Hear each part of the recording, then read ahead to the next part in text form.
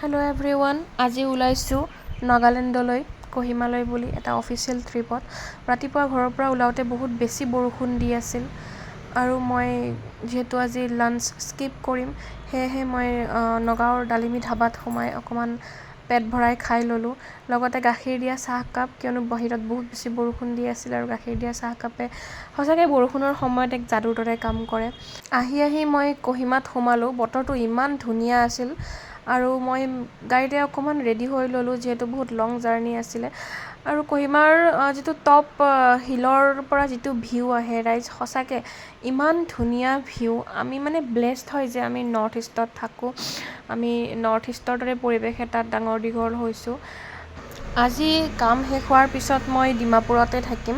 আজি গুৱাহাটীলৈ উভতি নাযাওঁ যিহেতু বতৰটো বৰষুণ দি আছে। চ' অলপ ৰিস্ক হয় ইমান দূৰ এদিনতে আপ ডাউন কৰাটো। চ' মই মাজতে আকৌ একবাৰ গাখীৰ দিয়া চাহ খাই ল'লোঁ আৰু চাওমিন খালোঁ। ইমান টেষ্টি আছিলে চাওমিনখিনি। এনেকৈ আহি মই হোটেল পালোঁ। ৰাতি অলম'ষ্ট 9:30, 10 হৈছিলে। দিনটো বহুত ভাগৰ লাগিছিলে বিকজ ৰাতিপুৱা মই 4টা বজাতে টোপনিৰ পৰা উঠিছিলোঁ আৰু গোটেই দিন জাৰ্ণিৰ শেষত ৰুমটো পালোঁ। তাৰপিছত ৰুমটো খুব ধুনীয়া আছিলে আৰু নাগালেণ্ডৰ একচুৱেলি অকল নাগালেণ্ড নহয়, গোটেই নৰ্থ ইষ্টৰে মানুহৰ বিহেভিয়াৰবিলাক খুব ভাল হয়।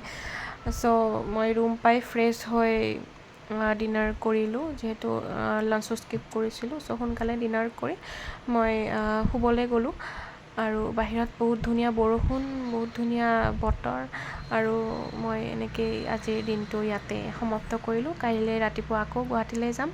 চ' আজি এৰিছোঁ। Bye bye, good night.